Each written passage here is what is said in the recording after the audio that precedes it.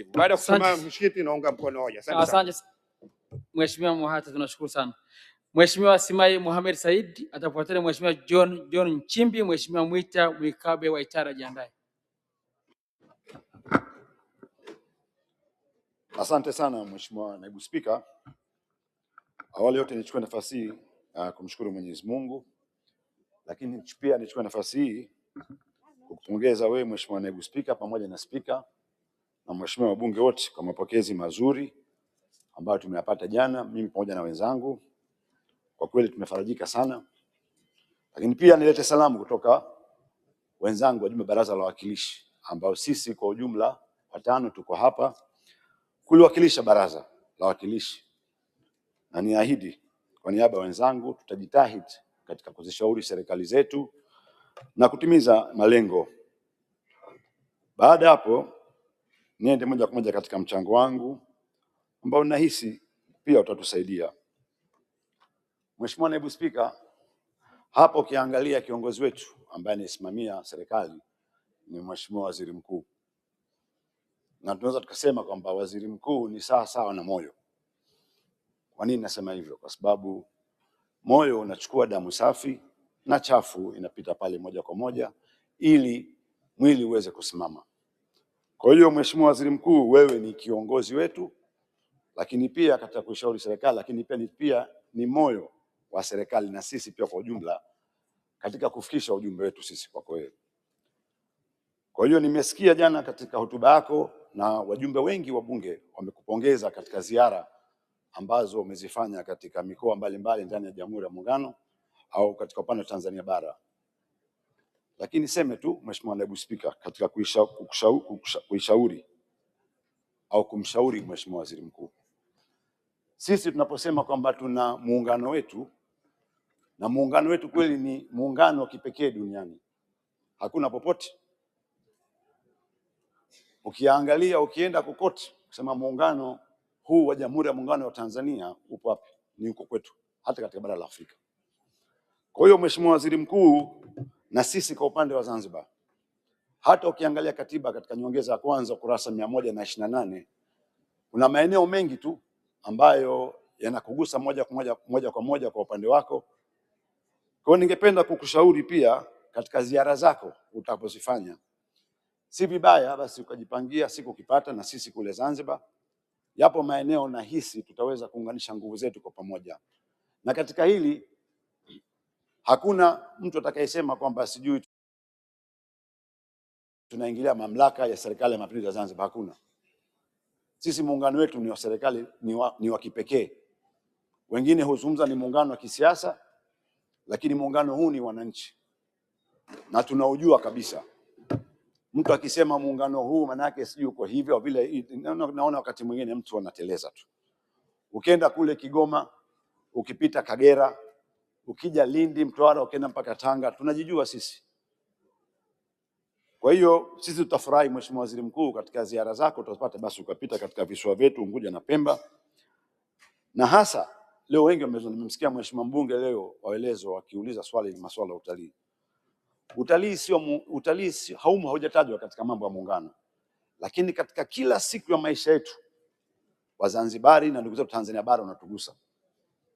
Ni muhimu sana, ni biashara kubwa sana.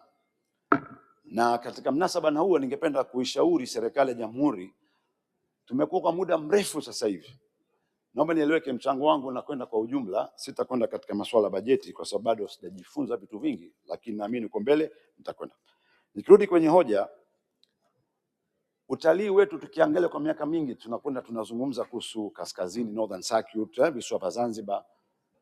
Lakini nimekaa na dadangu hapa nilikuwa nampongeza kuhusu how beautiful is the Western Rift Valley. Kigoma, ukienda kule Mwamgongo kwenye ziwa Tanganyika, ukienda mule una karibia mita 1400, maji yake meupe mazuri kabisa. Ukija huku chini mpaka Kagera, Katavi na Rukwa, bado tumepaacha, tunategemea maeneo yale kila siku. Kwa mimi naishauri serikali, wala sitasubiri wizara yenye dhamana moja, hapana. Huu ni katika dira ya nchi yetu, na ofisi ya Waziri Mkuu ni katika ofisi moja muhimu sana. Na naishauri serikali tuanze wigo tufungue Western Rift Valley. Sisi kwa upande wa visiwa vya Unguja na Pemba tayari Rais Mwinyi amejipanga katika kuifungua Pemba. Pemba ikifunguka, tukifungua na Tanga, tukija na Saadani upande wa huku, tukajenga marina nzuri, tunashuka zetu moja kwa moja mpaka Lindi na Mtwara. Kwa hiyo coast yote hii lazima tutakuwa tunaendeleza, hasa katika kusaidia vijana wetu na kujenga ajira mpya, kuzalisha ajira mpya, lakini pia kujenga uchumi uliokuwa imara na kutegemea utalii wetu. Sambamba na hilo, tumezungumza kuhusu dira ya nchi yetu ya 2050 na kwenda huko mbele, lakini ukiangalia kwa undani elimu yetu lazima tuiangalie kwa undani sana. Lazima elimu yetu tuiunganishe na hali halisi ya kila mwaka nchi dunia inapokwenda. Hili linalozungumzwa swala la artificial intelligence AI lipo kweli. Kwa uhakika by 2050 mawazo tunayozungumza hapa sasa hivi sisi hayatakuwa yamefanana kabisa tukifika 2050. Aina fikra, mtazamo, ushauri kwa jambo lolote. Kwa lazima elimu yetu tunachokizungumza sisi hapa kama wabunge katika kuishauri serikali, lazima tuiunganishe na elimu yetu. Wananchi wetu, vijana wetu, watoto wetu wanakwenda kwa kasi mno, hatuwezi kuwafikia. Kwa hiyo nachoomba Mheshimiwa Waziri Mkuu, tunapo review katika mpango mzima wa nchi yetu tunapotaka kwenda navyo, basi tuangalie kwa undani. Lakini pia Mheshimiwa Waziri Mkuu, sisi kule Rais Mwinyi amekazana sana katika kuboresha miundombinu ya Zanzibar.